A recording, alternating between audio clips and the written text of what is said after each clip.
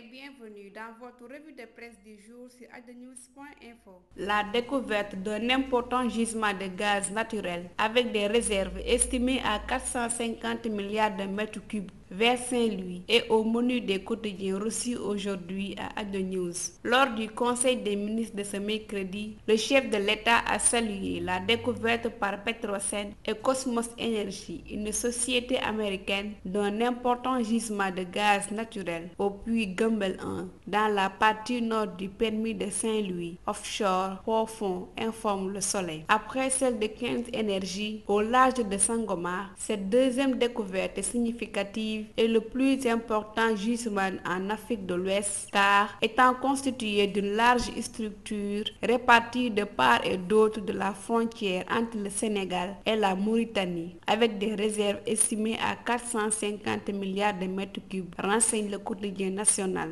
Ça va gazer en 2021, titre le quotidien, pour annoncer cette plus grosse réserve de gaz naturel mise en jour par la société américaine Kosmos Energy. Il faudra toutefois se garder de toute précipitation et enthousiasme démesuré en imaginant le Sénégal transformé en Qatar dès l'année prochaine, recadre ce journal qui informe que la compagnie Kosmos Energy continue de forer et de prospecter afin de délimiter exactement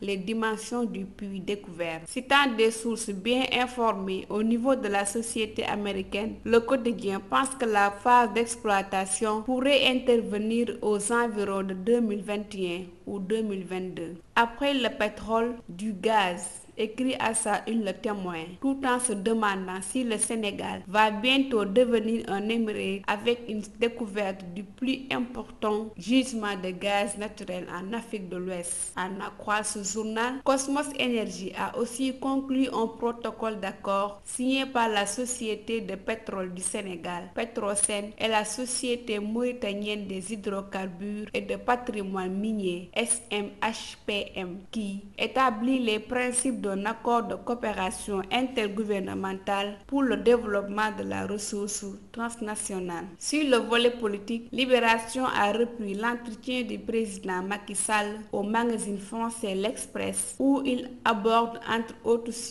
pour Karim Wade la réduction de son mandat. Ma campagne ne saurait être concernée sous quelque forme que ce soit par un financement occulte, s'est défendu le chef de l'État sénégalais à propos de la révélation de l'ancien président de la Fédération internationale d'athlétisme (IAAF) sur le financement de l'opposition sénégalaise par l'argent d'athlètes russes impliqués dans des scandales de corruption et de dopage. Selon Macky Sall, il et ses adversaires ont recruté à Paris une agence de communication qui passe son temps à dénigrer le pouvoir sénégalais par le biais de mensonges fabriqués de toutes pièces. Sur la condamnation de Karim Wade en mars 2015 à 6 ans de prison ferme et de 210 millions d'euros d'amende pour la Cour de répression de l'enrichissement illicite CREI, Macky Sall déclare qu'une grâce pour le fils de l'ancien président Abdoulaye Wade n'est pas encore à l'ordre du jour. Pour terminer, il y aurait bien un référendum en 2016 et une élection présidentielle en 2017, a annoncé Macky Sall au magazine français dont les propos sont repris par l'Observateur. C'était tout pour la revue de presse du jour. Merci et à bientôt.